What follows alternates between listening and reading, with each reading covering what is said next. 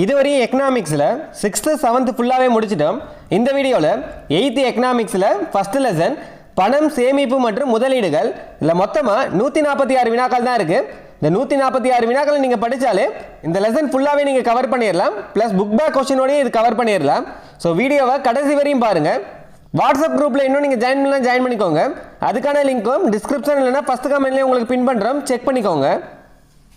கற்றல் படைப்பாற்றலை ஏற்படுத்தும், படைப்பாற்றல் சிந்தனையை தூண்டும், சிந்தனை அறிவாற்றலை அளிக்கும், அறிவாற்றல் உங்களை சிறந்தவராக்கும் என்று கூறியவர் ஏபிஜே அப்துல் கலாம்.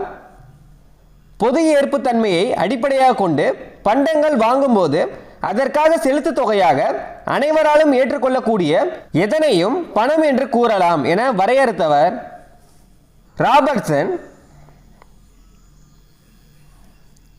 பணம் என்ற வார்த்தை எந்த மொழி வார்த்தையிலிருந்து பெறப்பட்டது?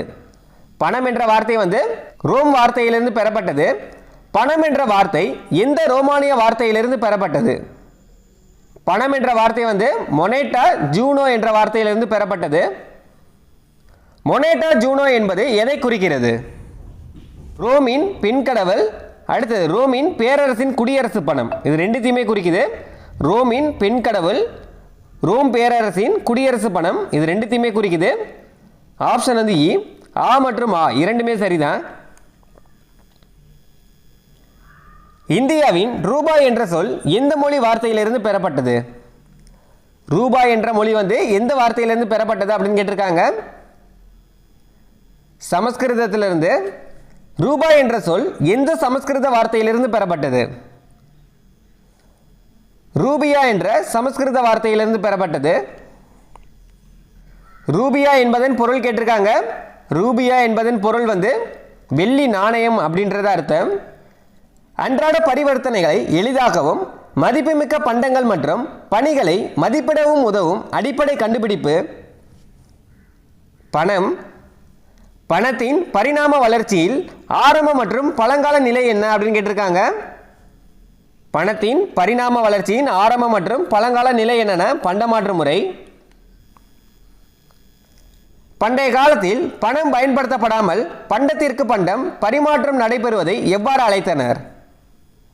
பண்டமாற்று முறைன்னு பணம் கண்டுபிடிப்பதற்கு முன்பாக பல நூற்றாண்டுகளாக பயன்படுத்திய பரிமாற்ற முறை பண்டமாற்று முறை. இது எல்லாமே பேசிக்கான கொஸ்டின் தான், நீங்கள் தெரிஞ்சுக்கிட்டா போதும். பண்டமாற்று செயலின் ஒரு நன்மை என்ன அப்படின்னு கேட்டிருக்காங்க. பணத்தின் ஈடுபாடு இல்லாமல் இருப்பது. பின் வருவனவற்றில் பண்டமாற்று முறையின் குறைபாடுகள் என்ன அப்படின்னு கேட்குறாங்க. பண்டமாற்று முறையின் நன்மை பார்த்தோம், பணத்தின் ஈடுபாடு இல்லாமல் இருப்பது. இதில் குறைகள் என்ன அப்படின்னு கேட்குறாங்க. குறைகள்னு பார்த்தீங்கன்னா இருமுக தேவை, பொருத்தமின்மை, பொதுவாக மதிப்பின் அளவுகோல், பொருட்களின் பகுப்படாமை, செல்வத்தை சேமிப்பதற்கான சிரமங்கள். இது எல்லாமே இதோட குறைபாடுகள். இதில் அனைத்துமே சரியானது தான். கீழ்கண்டவற்றில் சமீப கால பணத்தின் வடிவங்கள் பண்ட பணம், உலோக பணம், காகித பணம், கடன் பணம், நிகர்பணம். இதில் அனைத்துமே சரிதான். பணம் கீழ்கண்ட எந்த காரணிகளுக்கு ஏற்றவாறு பல நிலைகளில் உருவானது? காலம், இடம், சூழ்நிலை. இதுக்கேற்றவாறு தான் பணம் உருவாக்கப்பட்டது. இதில் அனைத்துமே சரியானது தான். நாகரிகத்தின் தொடக்க காலத்தில் அனைவராலும் ஏற்கக்கூடிய மற்றும் பொதுவாக தேவைப்படும் ஒரு பண்டம் தேர்ந்தெடுக்கப்பட்டு எவ்வாறு பயன்படுத்தப்பட்டது? பண்ட பணமாக பயன்படுத்தப்பட்டது. பண்டைய காலத்தில் பண்டங்கள் மற்றும் சேவைகளை பெறுவதற்கு வர்த்தகம் எவ்வாறு நடைபெற்றது? பண்டங்களுக்கு பண்டங்களை மாற்றி. பண்டைய காலத்தில் பண்டங்கள் மற்றும் சேவைகளை பெறுவதற்கு வர்த்தகம் எவ்வாறு நடைபெற்றதுன்னா பண்டங்களுக்கு பண்டங்களை மாற்றி. உலோக பணமாக பயன்படுத்தப்பட்ட விலை மதிப்பற்ற உலோகங்கள் தங்கம், வெள்ளி, வெண்கலம். இதெல்லாம் விலை மதிப்பற்ற உலோகங்கள். கிமு 8ஆம் நூற்றாண்டில் உலோக நாணயத்தை கண்டுபிடித்தவர் யார் என வரலாற்று ஆசிரியர் ஹெரடோட்டஸ் குறிப்பிடுகிறார். யார் கண்டுபிடிச்சதுன்னா லிடியாவின் பேரரசர் மிடாஸ். லிடியாவின் பேரரசர் மிடாஸ் தான் உலோக நாணயத்தை கண்டுபிடித்தார் அப்படின்னு யார் சொன்னதுன்னா வரலாற்று ஆசிரியர் ஹெரடோட்டஸ். உலக நாணயங்கள் வெளியீட்டாளர்களின் முதன்மையானவர்கள் சீனா, மத்திய கிழக்கு லிடியா, பண்டைய இந்தியா. இதில் அனைத்துமே சரிதான். இந்தியாவில் முதன்முறையாக கிமு 6ஆம் நூற்றாண்டில் யாருடைய ஆட்சியில் நாணயங்கள் அச்சடிக்கப்பட்டன? யாருடைய ஆட்சியில் வந்து நாணயங்கள் அச்சடிக்கப்பட்டது அப்படின்னு கேட்டிருக்காங்க. மகாஜனபதங்கள் ஆட்சியில் அச்சடிக்கப்பட்ட நாணயங்கள் எதுன்னு பார்த்தீங்கன்னா பூரணாஸ், கர்ஷபணம், பனாஸ், இதில் அனைத்துமே சரி. மகாஜனபதங்கள் ஆட்சியில் அச்சடிக்கப்பட்ட நாணயங்கள்னு பார்த்தீங்கன்னா பூரணாஸ், கர்ஷபணம், பனாஸ். தங்கம், வெள்ளி, தாமிரம் அல்லது ஈயம் போன்ற நாணயங்களை துளையிட்டு வெளியிட்டவர்கள் மௌரியர்கள். தங்கம், வெள்ளி, தாமிரம் அல்லது ஈயம் போன்ற நாணயங்களை துளையிட்டு வெளியிட்டவர்கள் யாருன்னா மௌரியர்கள். கிரேக்க மரபுப்படி சித்திரங்கள் பொறிக்கப்பட்ட நாணயங்களை இந்தியாவில் அறிமுகப்படுத்தியவர்கள் இந்திய, கிரேக்க, குஷான அரசர்கள். எல்லாம் முக்கியமானது. கிரேக்க மரபுப்படி சித்திரங்கள் பொறிக்கப்பட்ட நாணயங்களை இந்தியாவில் அறிமுகப்படுத்தியவர்கள் யாருன்னா இந்திய, கிரேக்க, குஷான அரசர்கள். 12வது நூற்றாண்டில் இந்திய அரசர்களின் உருவத்தை நீக்கி இஸ்லாமிய எழுத்துக்களை பொறித்து நாணயங்களை வெளியிட்டவர்கள் டெல்லி துருக்கி சுல்தான்கள். 12வது நூற்றாண்டில் இந்திய அரசர்களின் உருவங்களை நீக்கி இஸ்லாமிய எழுத்துக்களை பொறித்து நாணயங்களை வெளியிட்டவர்கள் யாருன்னு பார்த்தீங்கன்னா டெல்லி துருக்கி சுல்தான்கள். டெல்லி சுல்தான்கள் காலத்தில் தங்கம், வெள்ளி மற்றும் தாமிரத்தால் ஆன நாணயங்கள் எவ்வாறு அழைக்கப்பட்டன? டாங்கானு. இந்த கொஸ்டின் முக்கியமானது. டெல்லி சுல்தான்கள் காலத்தில் தங்கம், வெள்ளி மற்றும் தாமிரத்தால் ஆன நாணயங்கள் வந்து எவ்வாறு அழைக்கப்பட்டது அப்படின்னு கேட்பாங்க. டாங்கானு. டெல்லி சுல்தான்கள் காலத்தில் மதிப்பு குறைந்த நாணயங்கள் எவ்வாறு அழைக்கப்பட்டன? ஜிட்டால்னு. மதிப்பு குறைந்த நாணயங்கள் வந்து டெல்லி சுல்தான் காலத்தில் எவ்வாறு அழைக்கப்பட்டதுன்னா ஜிட்டால்னு. எந்த ஆண்டில் முழு சாம்ராஜ்யத்திற்கான பணவியல் முறையை முகலாய சாம்ராஜ்யம் ஒருங்கிணைத்தது? எந்த ஆண்டுலன்னு பார்த்தீங்கன்னா 1526. இது முக்கியமானது. 1526ஆம் ஆண்டில் சாம்ராஜ்யத்திற்கான பணவியல் முறையை முகலாய சாம்ராஜ்யம் ஒருங்கிணைத்தது. எந்த சாம்ராஜ்யம் அப்படின்னு கேட்பாங்க. முகலாய சாம்ராஜ்யம். உமாயூனை தோற்கடித்து ஆட்சியில் இருந்தபோது 178 கிராம் எடையுள்ள வெள்ளி நாணயத்தை வெளியிட்டவர் ஷெர்ஷா சூரி. ஷெர்ஷா சூரி வெளியிட்ட 178 கிராம் எடையுள்ள வெள்ளி நாணயம் எவ்வாறு அழைக்கப்பட்டது? ரூபியானு. வெள்ளி நாணயம் எவ்வாறு அழைக்கப்பட்டதுன்னா ரூபியானு. ஷெர்ஷா சூரி வெளியிட்ட ரூபியா எத்தனை தாமிர துண்டுகள் அல்லது பைசாவாக பயன்படுத்தப்பட்டது? 40 தாமிர துண்டுகள் அல்லது 40 பைசாவாக பயன்படுத்தப்பட்டது. யார் வெளியிட்டதுன்னு பார்த்தீங்கன்னா ஷெர்ஷா சூரி வெளியிட்ட நாணயம். ஆங்கில கிழக்கிந்திய கம்பெனி எந்த ஆண்டில் முகலாய நாணயத்தை பிரபலப்படுத்தியது? எந்த ஆண்டுன்னு பார்த்தீங்கன்னா 1600ஆம் ஆண்டு. ஆங்கிலேய கிழக்கிந்திய கம்பெனி 1600ஆம் ஆண்டில் வந்து முகலாய நாணயத்தை பிரபலப்படுத்தியது. ஆங்கிலேயர்களுக்கு முகலாய பண நாணயத்தை பம்பாய் அச்சகத்தில் அச்சடிக்க அனுமதி அளித்த முகலாய பேரரசர் பாருக்ஷாயர். ஆங்கிலேயர்களுக்கு முகலாய பண நாணயத்தை வந்து பம்பாய் அச்சகத்தில் அச்சடிக்க அனுமதி அளித்த முகலாய பேரரசர் யாருன்னா பாருக்ஷாயர். முகலாய பேரரசர் பாருக்ஷாயர் ஆங்கிலேயர்களுக்கு பம்பாய் அச்சகத்தில் நாணயம் அச்சடிக்க அனுமதி அளித்த ஆண்டு 1717. ஆங்கில தங்க நாணயங்கள் எவ்வாறு அழைக்கப்பட்டன? எவ்வாறுனா கரோலினா. ஆங்கிலேயர்கள் வந்து தங்க நாணயங்களை எவ்வாறு அழைத்தனர் அப்படின்னு கேட்பாங்க. கரோலினா. வெள்ளி நாணயங்களை எவ்வாறு அழைத்தனர் அப்படின்னு பார்த்தீங்கன்னா ஏஞ்சலினா. செம்பு நாணயங்களை எவ்வாறு அழைத்தனர்னா கப்ரூன். ஆங்கிலேயர்கள் வந்து தங்கத்தை வந்து எவ்வாறு அழைத்தனர் கரோலினா. வெள்ளி நாணயங்களை ஏஞ்சலினா. செப்பு நாணயங்களை கப்ரூன். வெண்கல நாணயங்களை எவ்வாறு அழைத்தார்கள் அப்படின்னு கேட்டாங்கன்னா ஆங்கிலேயர்கள் டின்னி. இந்த 4 கொஸ்டினுமே ரொம்ப ரொம்ப முக்கியமானது. ஃபர்ஸ்ட் பாருங்க. ஆங்கிலேயர்கள் வந்து தங்க நாணயங்களை எவ்வாறு அழைத்தார்கள்னா கரோலினா. வெள்ளி வந்து ஏஞ்சலினா. செப்பு நாணயங்கள் கப்ரோன். வெண்கல நாணயம் வந்து டின்னி. உப்பு, அரிசி, கோதுமை, பாத்திரங்கள், ஆயுதங்கள் போன்ற பண்டங்களை கொடுத்து மற்ற பண்டங்களை வாங்கும் முறையை எவ்வாறு அழைத்தனர்? இது பண்டமாற்று முறை. மனித நாகரிகத்தின் முன்னேற்றத்தில் பண்டப்பணம் எவ்வாறாக மாறியது? உலோக பணமாக பண்டப்பணம் வந்து எவ்வாறு மாற்றப்பட்டதுன்னா உலோக பணமாக. எந்தெந்த உலோகங்கள் எளிமையாக கையாளப்பட்டதால் அவற்றின் அளவு எளிதாக அறிந்து கொள்ளப்பட்டு உலோக பணமாக முக்கிய பங்கு வகித்தன? எந்தெந்த உலோகங்கள்னு பார்த்தீங்கன்னா தங்கம், வெள்ளி, தாமிரம். இந்த உலோகங்கள் வந்து எளிமையாக கையாளப்பட்டதால் அவற்றின் அளவு எளிதாக அறிந்து கொள்ளப்பட்டு உலோக பணமாக முக்கிய பங்கு வகித்தன. தங்கம் மற்றும் வெள்ளி நாணயங்களை ஓர் இடத்திலிருந்து மற்றொரு இடத்திற்கு கொண்டு செல்வதில் இருந்த சிரமம் மற்றும் ஆபத்து காரணமாக எதன் கண்டுபிடிப்பு பணத்தின் வளர்ச்சியில் முக்கிய நிலையாக கருதப்பட்டது? எதன் வளர்ச்சின்னு பார்த்தீங்கன்னா காகித பணத்தின் வளர்ச்சி வந்து முக்கிய நிலையாக கருதப்பட்டது. தங்கத்தை சேமிப்பதன் அடிப்படையில் ஆரம்பித்த காகித பணத்தின் வளர்ச்சியில் மக்களின் சேமிப்புக்கு ரசீதுகளை வழங்கியவர்கள் பொற்கொள்ளர்கள். தங்கத்தை சேமிப்பதன் அடிப்படையில் ஆரம்பித்த காகித பணத்தின் வளர்ச்சியில் மக்களின் சேமிப்புக்கு ரசீதுகளை வழங்கியவர் யாருன்னா பொற்கொள்ளர்கள்.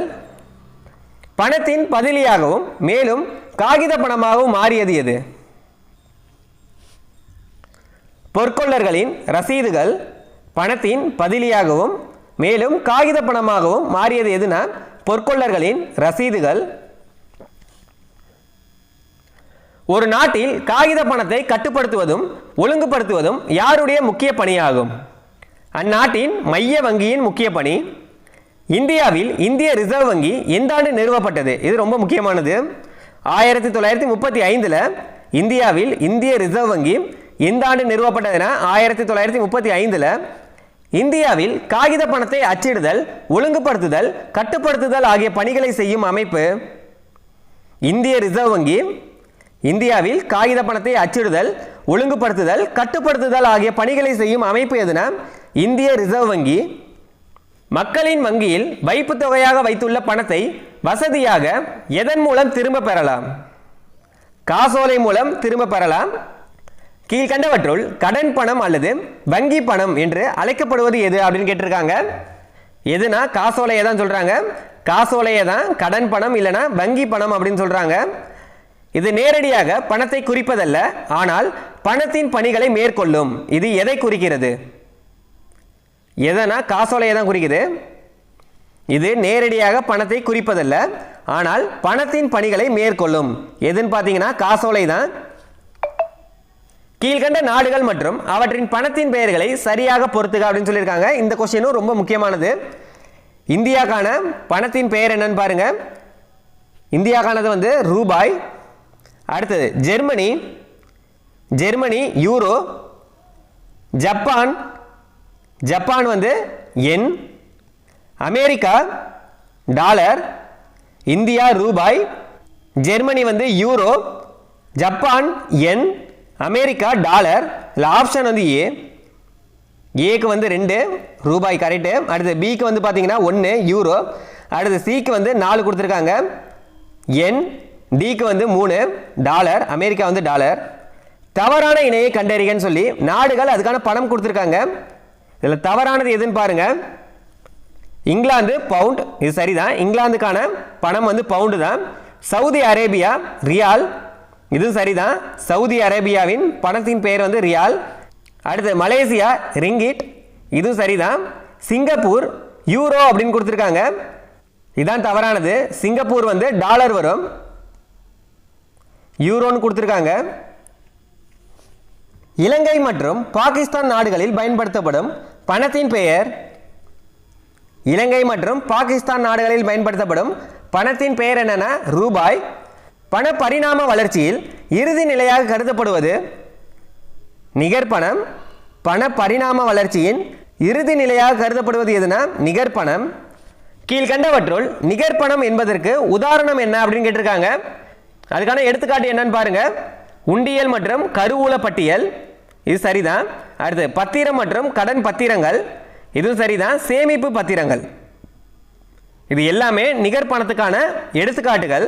மேற்கண்ட அனைத்துமே சரிதான். கடன் அட்டைகள் மற்றும் பற்று அட்டைகள் ஆகியன கீழ்கண்ட எவ்வகை பணத்தின் சமீபத்திய வடிவங்களாகும்? நெகிழி பணத்தின் சமீபத்திய வடிவங்களாகும். நெகிழி பணம் பயன்படுத்தப்படுவதின் முக்கிய நோக்கம் பணமில்லா பரிவர்த்தனைக்காக. நெகிழி பணம் வந்து பயன்படுத்துவதன் முக்கிய நோக்கம் என்னன்னா பணமில்லா பரிவர்த்தனைக்காக. வங்கியில் கணினி அமைப்புகளில் உள்ள மின்னணு முறையின் மூலம் பண பரிவர்த்தனை மேற்கொள்ளப்படுவது எவ்வாறு அழைக்கப்படுகிறது? மின்னணு பணம்னு கணினி அமைப்புகளில் உள்ள மின்னணு முறையின் மூலம் பண பரிவர்த்தனை மேற்கொள்ளப்படுவது எவ்வாறு அழைக்கப்படுகிறதுனா மின்னணு பணம்னு. வாடிக்கையாளர் அல்லது பிற நிதி நிறுவனங்கள் வலைத்தளங்களின் மூலம் பரந்த நிதி பரிவர்த்தனைகளை நடத்தும் மின்னணு முறை எவ்வாறு அழைக்கப்படுகிறது? நிகழ்நிலை வங்கின்னு, அதாவது இணைய வங்கின்னு. வாடிக்கையாளர் அல்லது பிற நிதி நிறுவனங்கள் வலைதளத்தின் மூலம் பரந்த நிதி பரிவர்த்தனையை நடத்தும் மின்னணு முறை வந்து எவ்வாறு அழைக்கப்படுகிறதுனா நிகழ்நிலை வங்கி, அதாவது இணைய வங்கி அப்படின்னு அழைக்கப்படுது. மின் வங்கி இ பேங்கிங் முறையை வேறு எவ்வாறு அழைக்கலாம்? தேசிய மின்னணு நிதி பரிமாற்றம்னு. மின் வங்கியை எவ்வாறு வேறு அழைக்கலாம்னா தேசிய மின்னணு நிதி பரிமாற்றம்னு. காசோலை அல்லது ரொக்கத்தை பயன்படுத்துவதை விட ஒரு கணக்கிலிருந்து மற்றொரு கணக்கிற்கு நிதியை மாற்றுவதற்கு பயன்படும் மின்னணு வழிமுறை மின்வங்கி.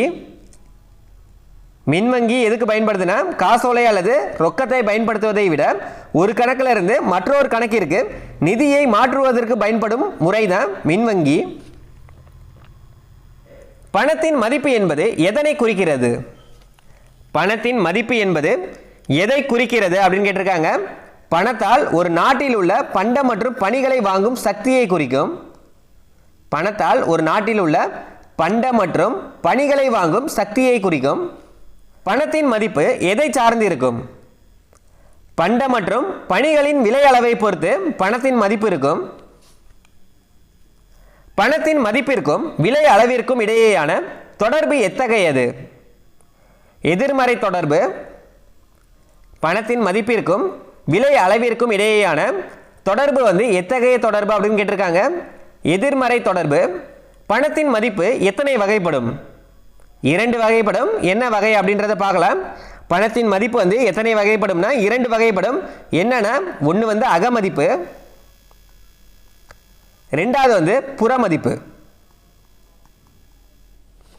உள்நாட்டில் உள்ள பண்ட மற்றும் பணிகளின் வாங்கும் சக்தியை குறிப்பது பணத்தின் எம்மதிப்பாகும். உள்நாட்டில் உள்ள பண்ட மற்றும் பணிகளின் வாங்கும் சக்தியை குறிப்பது வந்து அகமதிப்பு அப்படின்னு சொல்றாங்க. இது உள்நாட்டில் இருக்க பண்ட மற்றும் பணிகளை வாங்கும் சக்தியை அகமதிப்புன்னு சொல்றாங்க. இதே மாதிரி பாருங்க, வெளிநாட்டில் உள்ள பண்ட மற்றும் பணிகளை வாங்கும் சக்தியை குறிப்பது என்னன்னா புறமதிப்பு. இந்திய ரூபாய் குறியீட்டை வடிவமைத்தவர், இது ரொம்ப முக்கியமானது, யாருன்னா திரு உதயகுமார். இந்திய ரூபாய் குறியீட்டை வடிவமைத்த திரு உதயகுமார் தமிழ்நாட்டில் எந்த மாவட்டத்தைச் சேர்ந்தவர்? விழுப்புரம் மாவட்டம். இந்திய ரூபாய் குறியீடு இந்திய அரசால் எந்த ஆண்டு அங்கீகரிக்கப்பட்டது?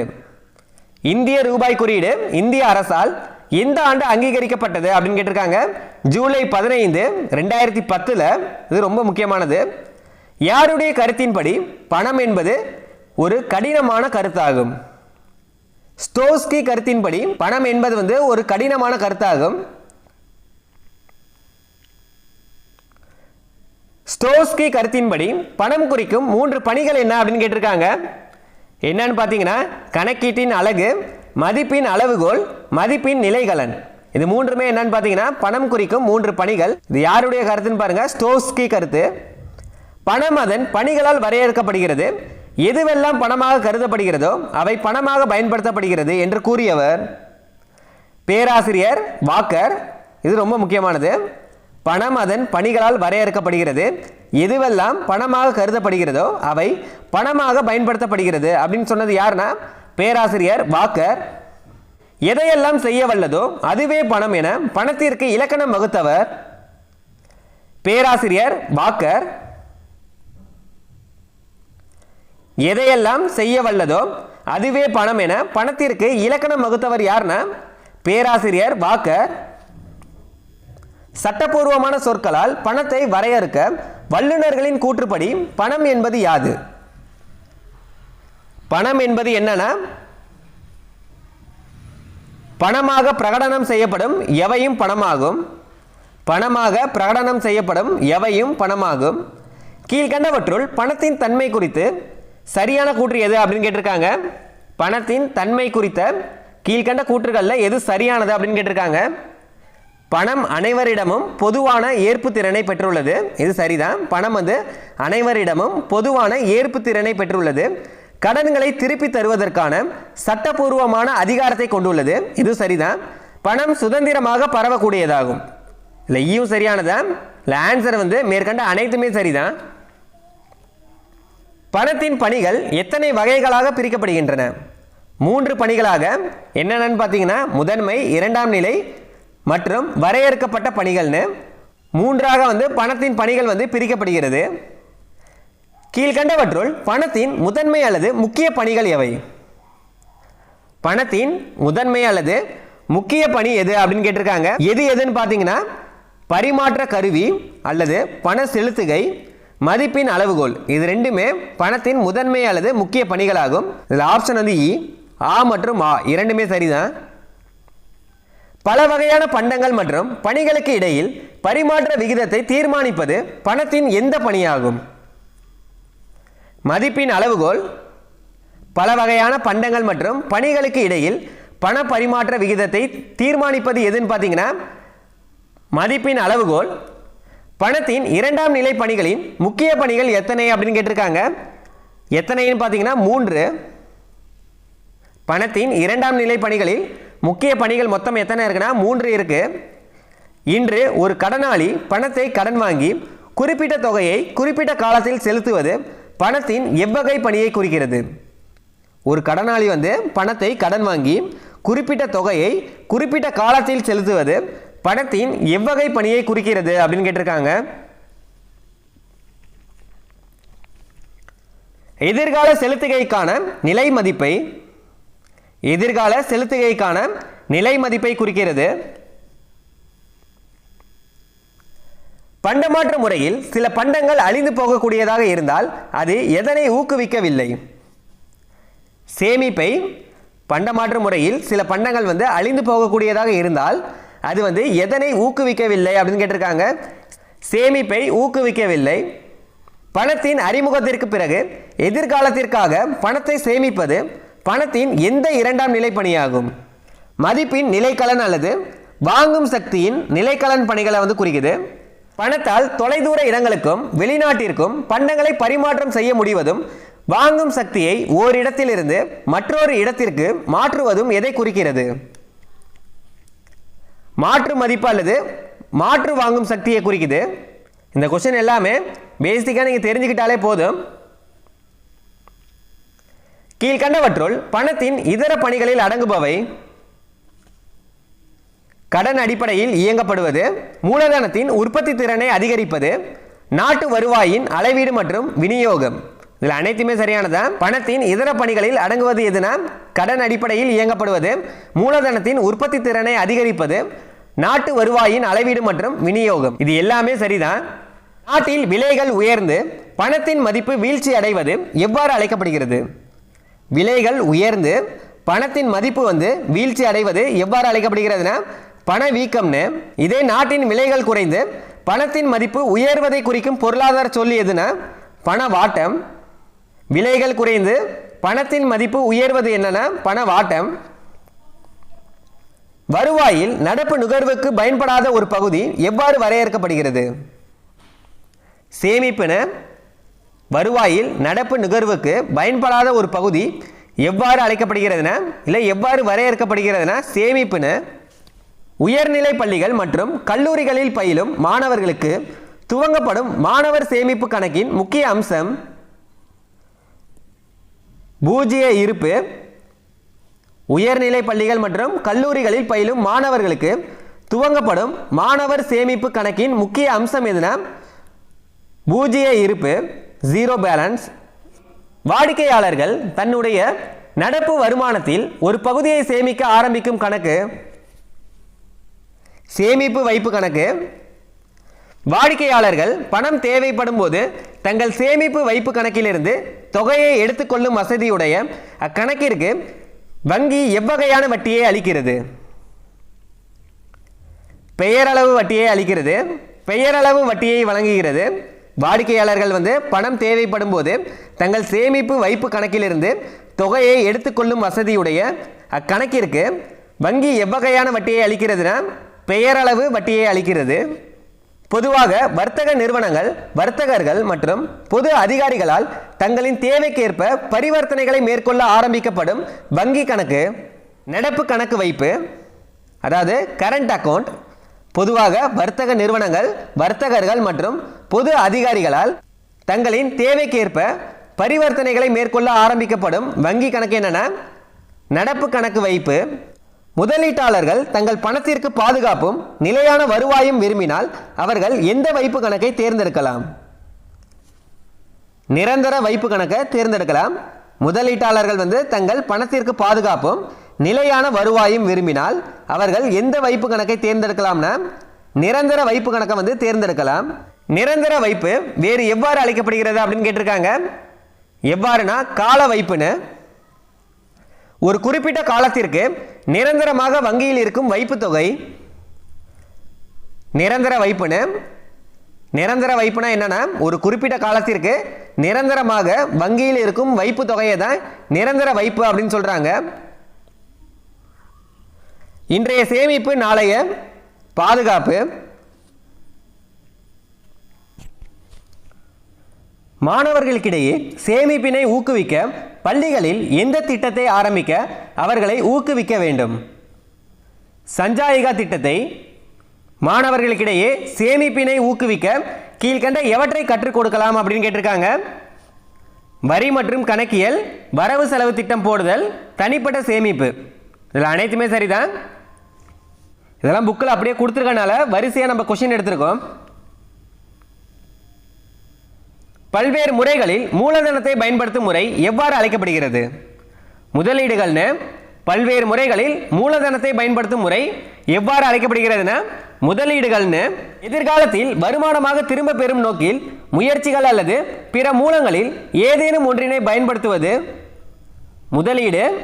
எதிர்காலத்தில் வருமானமாக திரும்ப பெறும் நோக்கில் முயற்சிகள் அல்லது பிற மூலங்களில் ஏதேனும் ஒன்றை பயன்படுத்துவது எதுனா முதலீடு. கீழ்கண்டவற்றுள் முதலீட்டு கருவிகளில் அடங்குவது. கீழ்கண்டவற்றுள் முதலீட்டு கருவிகளில் அடங்குவது எவை அப்படின்னு கேட்டிருக்காங்க. பங்கு வர்த்தகம் மற்றும் பத்திரங்கள், பரஸ்பர நிதி மற்றும் காப்பீடு, ஆண்டு தொகை மற்றும் வைப்பு கணக்கு. இதில் அனைத்துமே சரியானதான். முதலீட்டு கருவிகளில் எது அடங்கும் அப்படின்னு பார்த்தீங்கன்னா பங்கு வர்த்தகம் மற்றும் பத்திரங்கள், பரஸ்பர நிதி மற்றும் காப்பீடு, ஆண்டு தொகை மற்றும் வைப்பு கணக்கு. இது எல்லாமே முதலீட்டு கருவிகள் அடங்கும். நாட்டின் பொருளாதார வளர்ச்சியை உருவாக்கும் இயல்புடையது எது? முதலீடு. கணக்கில் கொண்டு வராத பணத்தின் ஒரு வடிவம் எவ்வாறு அழைக்கப்படுகிறது? கருப்பு பணம்னு. கருப்பு பணம் பெரும்பாலும் யாரால் தோற்றுவிக்கப்படுகிறது? வணிக மக்களால். தனிநபர் வருமானத்தில் நுகர்விற்காக பயன்படுத்தாத ஒரு பகுதி எவ்வாறு அழைக்கப்படுகிறது? சேமிப்புன்னு. தனிநபர் வருமானத்தில் நுகர்விற்காக பயன்படுத்தாத ஒரு பகுதி எவ்வாறு அழைக்கப்படுகிறதுனா சேமிப்புன்னு. மூலதன சொத்துக்களில் நிதி முதலீடு செய்யும் செயல்முறையை குறிப்பது. முதலீடு. மூலதன சொத்துக்களில் நிதி முதலீடு செய்யும் செயல்முறையை குறிப்பது எதுனா முதலீடு. குறுகிய கால அல்லது அவசர கால தேவைகளை நிறைவேற்றுவது. சேமிப்பு. குறுகிய கால அல்லது அவசர கால தேவைகளை நிறைவேற்றுவது எதுனா சேமிப்பு. மூலதன உருவாக்கத்திற்கும் வருவாய்க்கும் உதவுவது எதன் நோக்கமாகும்?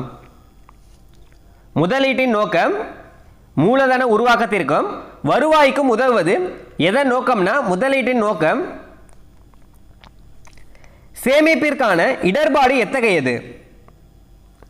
குறைந்த அல்லது புறக்கணிக்கப்பட்ட அளவு.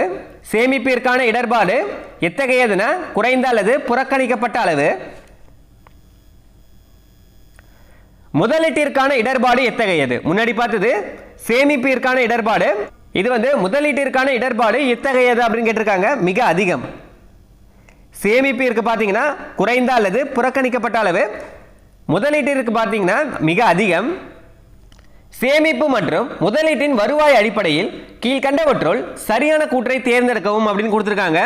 சேமிப்பில் வருவாய் இல்லை அல்லது குறைவு. சேமிப்பில் வருவாய் குறைவு தான். முதலீட்டில் ஒப்பீட்டளவில் வருவாய் வந்து அதிகம். இதில் ஆ தான் சரியானது. அதிக நீர்மைத்தன்மை கொண்டது சேமிப்பு.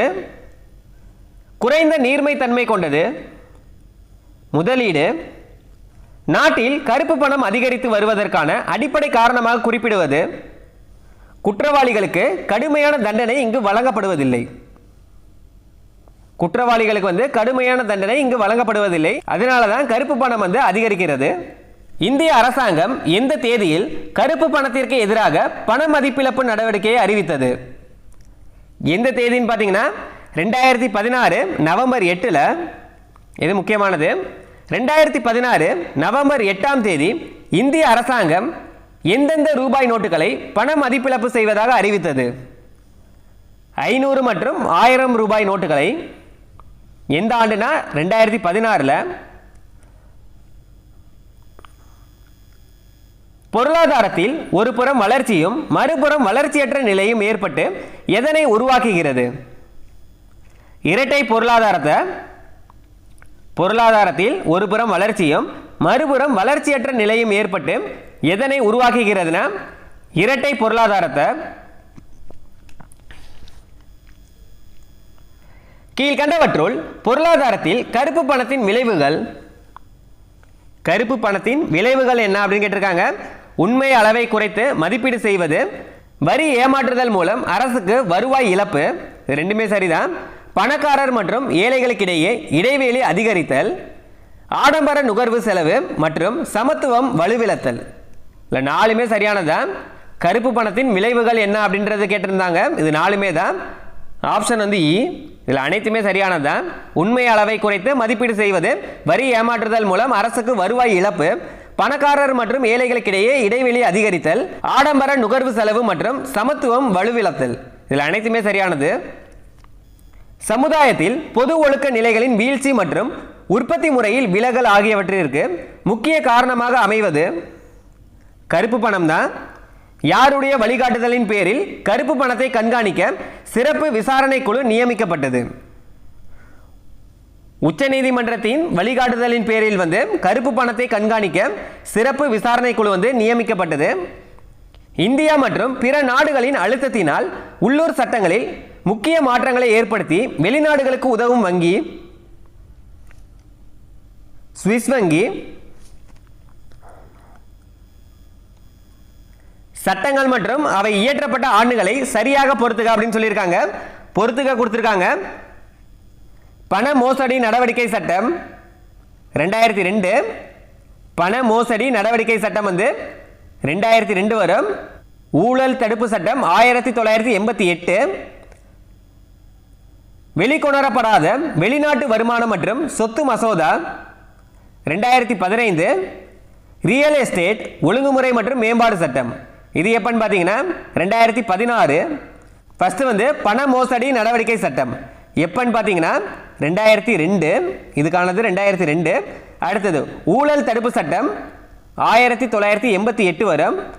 வெளிக்கொணரப்படாத வெளிநாட்டு வருமானம் மற்றும் சொத்து மசோதா இது 2015. ரியல் எஸ்டேட் ஒழுங்குமுறை மற்றும் மேம்பாட்டு சட்டம் வந்து 2016 வரும். இதில் ஆப்ஷன் வந்து ஆ 2, 4, 1, 3 இதுதான் சரியானது. ஊழல் தடுப்பு சட்டம் இயற்றப்பட்ட ஆண்டு இப்போதான் பார்த்தோம். ஊழல் தடுப்பு சட்டம் இயற்றப்பட்ட ஆண்டு எப்போனா 1988. பண மோசடி நடவடிக்கை சட்டம் இயற்றப்பட்ட ஆண்டு 2002. இந்த ஆண்டுகள் எல்லாமே இம்பார்ட்டன்ட் தான். பண மோசடி நடவடிக்கை சட்டம் இயற்றப்பட்ட ஆண்டு எப்போனா 2002. 1988ஆம் ஆண்டு இயற்றப்பட்ட பினாமி பரிவர்த்தனை தடுப்பு சட்டம் எந்த ஆண்டு திருத்தப்பட்டது? 2016. 1988ஆம் ஆண்டு இயற்றப்பட்ட பினாமி பரிவர்த்தனை தடுப்பு சட்டம் எந்த ஆண்டு திருத்தப்பட்டது அப்படின்னு கேட்டிருக்காங்க. 2016. கீழ்கண்டவற்றுள் கருப்பு பணத்திற்கு எதிரான சட்ட ரீதியான கூட்டமைப்புகளில் அடங்குவது? கருப்பு பணத்திற்கு எதிராக சட்ட ரீதியான கூட்டமைப்புகளில் அடங்குவது எவை அப்படின்னு கேட்டிருக்காங்க. லோக்பால் மற்றும் லோக் ஆயுக்தா சட்டம், பண மோசடி நடவடிக்கை தடுப்பு சட்டம், பினாமி பரிவர்த்தனை தடுப்பு சட்டம்.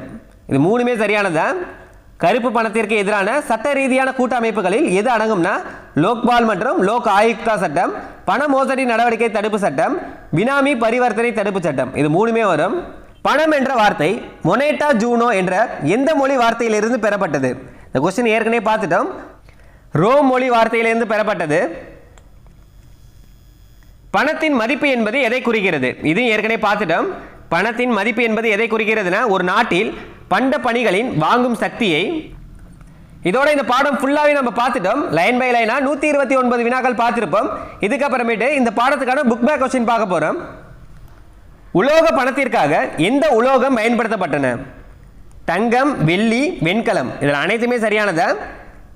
உலோக பணத்திற்காக எந்த உலோகம் பயன்படுத்தப்பட்டதுன்னா தங்கம், வெள்ளி, வெண்கலம்.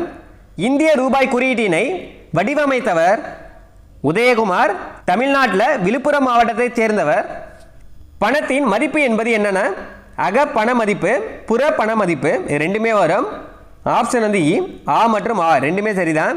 வங்கி பணம் என்பது எதை குறிக்கும்னா காசோலையை சொல்லலாம், வரைவு, கடன் மற்றும் பற்று அட்டைகள். இது எல்லாத்தையுமே சொல்லலாம். மேற்கூறிய அனைத்துமே சரிதான். தவறான ஒன்றை தேர்ந்தெடுக்கவும் அப்படின்னு கொடுத்துருக்காங்க. முதலீட்டு கருவி போன்றவைகள். இதில் தவறானது எது அப்படின்னு கேட்டிருக்காங்க. முதலீட்டு கருவிகளில் எது தவறானது அப்படின்னு கேட்டிருக்காங்க. பங்கு வர்த்தகம் இது சரிதான். பத்திரங்கள் சரிதான். பரஸ்பர நிதி இதுவும் சரிதான். வரி செலுத்துதல் இதுதான் தவறானது. வரி செலுத்துவது வந்து முதலீடு அல்ல. இதில் முதலீட்டு கருவிகள் தான் கேட்டிருக்காங்க. இது முதலீடு அல்ல. பின்வருவனவற்றில் கருப்பு பணம் குவிப்பதற்கு காரணமானவர்கள் யார் யாருன்னு பார்த்தீங்கன்னா வரி ஏய்ப்பவர்கள், பதுக்குபவர்கள், கடத்தல்காரர்கள். இவர்களால் தான் கருப்பு பணம் வந்து உண்டாகுது. மேற்கண்ட அனைத்துமே சரிதான்.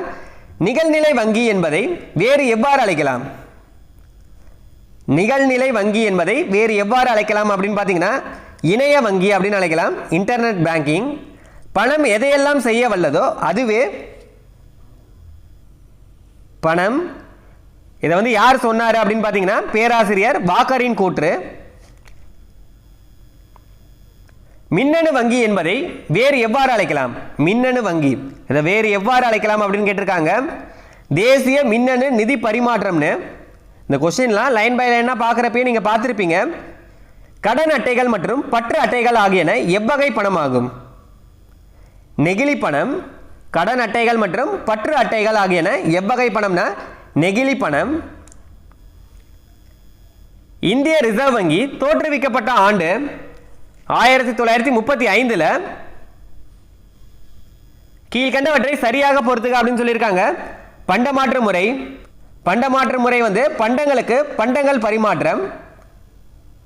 ஏக்கு வந்து 4 தான் ஆன்சர். அடுத்தது பாருங்க இந்திய ரிசர்வ் வங்கி சட்டம் 1935.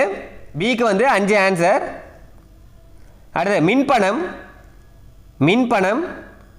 மின்பணம் வந்து மின்னணு பணம். இது வரும். இது என்ன இருக்கு? ரெண்டாவதா இருக்கு. மின்பணம் வந்து மின்னணு பணம். அடுத்து சேமிப்பு நுகர்வு தவிர்த்த வருமானம். சேமிப்பு வந்து நுகர்வு தவிர்த்த வருமானம். அடுத்தது கருப்பு பணம் வந்து வரி ஏமாற்றுபவர்கள். ஒன்றாவதா இருக்கு. இப்போ ஆப்ஷன் பார்த்தீங்கன்னா 4, 5, 2, 3, 1. 4, 5, 2, 3, 1. ஆப்ஷன் எது வருதுன்னு பாருங்க. ஆப்ஷன் வந்து 4, 5, 2, 3, 1. பணம் என்ற வார்த்தை எதன் மூலம் பெறப்பட்டது? இந்த கொஸ்டின் நிறைய டைம் பார்த்துட்டோம். பணம் என்ற வார்த்தை வந்து எதன் மூலம் பெறப்பட்டதுன்னா மொனேட்டா ஜூனோ என்ற ரோம் வார்த்தையிலிருந்து. இந்தியாவில் ரூபாய் நோட்டுகளை அச்சிட்டு வெளியிடுவது இந்திய ரிசர்வ் வங்கி. பண்டமாற்று முறையில் உள்ள குறைபாடுகளில் சரியானதை தேர்ந்தெடுக்கவும் அப்படின்னு கொடுத்துருக்காங்க. எதுலான்னு பாருங்க. இருமுக தேவை பொருத்தமின்மை. இது சரிதான். செல்வத்தை சேமிக்க சிரமம் இல்லை. செல்வத்தை சேமிக்க சிரமம், ஆனால் சிரமம் இல்லை அப்படின்னு சொல்லியிருக்காங்க. இது தவறானது. அடுத்தது பொதுவான மதிப்பின் அளவுகோல் இன்மை. இது சரிதான். பொருட்களின் பகுப்படாமை. இதுவும் சரிதான். இதில் என்ன கேட்டிருக்காங்க? சரியானது எதுன்னு தான் கேட்டிருக்காங்க. 1, 3, 4 தான் சரியானது. 1, அடுத்தது 3, அடுத்தது 4. இதுதான் சரியானது. ஆப்ஷன் வந்து இ. பரிமாற்றத்திற்கு பணத்தின் சமீபத்திய வடிவங்களில் தவறான ஒன்றை கண்டறிக. பரிமாற்றத்திற்கு பணத்தின் சமீபத்திய வடிவங்களில் தவறான ஒன்று எது அப்படின்னு கேட்டிருக்காங்க. கடன் அட்டையா, பற்று அட்டையா, பண்டமாற்று முறையா, நிகழ்நிலை வங்கியா? சமீபத்தின் வடிவங்கள் அப்படின்னு சொல்லியிருக்காங்க. பண்டமாற்று முறை தான் தவறானது. இது பழங்காலத்து முறை. சமீபத்தில் தான் கேட்டிருக்காங்க, இது கிடையாது. பொருளாதாரத்தில் கருப்பு பணத்தின் விளைவுகளில் பொருந்தாத அதாவது தவறான ஒன்றை கண்டறிக அப்படின்னு கொடுத்துருக்காங்க. எது தவறானது அப்படின்னு பாருங்க. இரட்டை பொருளாதாரம், இது விளைவுகள் தான். இதில் தவறானது எதுன்னு தான் கேட்டிருக்காங்க. அடுத்தது சமத்துவம் வலுவிழத்தல், இதுவும் விளைவுகள் தான். அடுத்து உற்பத்தியில் விளைவுகள் இல்லை அப்படின்றது தவறானது. இல்லை தவறானது எதுன்னு கேட்டிருக்காங்க, இதுதான். அடுத்து ஆடம்பர நுகர்வு செலவு, இது விளைவு தான். இந்த பொருளாதாரத்தின் கருப்பு பணத்தின் விளைவுகள் அதில் ஒரு 3 பாயிண்ட் பார்த்துருப்போம். அந்த 3 பாயிண்ட் தான் இதில் இருக்குது. இதில் இல்லாததுன்னு பார்த்தீங்கன்னா உற்பத்தியில் விளைவுகள் இல்லை அப்படின்றது தான் தவறான கூற்று. இதோட இந்த பாடத்தில் 146 வினாக்கள் பார்த்துருப்போம். இந்த 146 வினாக்களோட இந்த பாடம் ஃபுல்லாகவே நம்ம கவர் பண்ணிட்டோம். இந்த வீடியோ கண்டிப்பாக யூஸ்ஃபுல்லாக இருந்திருக்கும். மறக்காம ஒரு லைக் பண்ணிருங்க. வாட்ஸ்அப் குரூப்பில் இன்னும் நீங்கள் ஜாயின் பண்ணிக்கோங்க. அதுக்கான லிங்க்கும் உங்களுக்கு ஃபஸ்ட்டு கமெண்ட்லேயே பின் பண்ணுறேன், செக் பண்ணிக்கோங்க.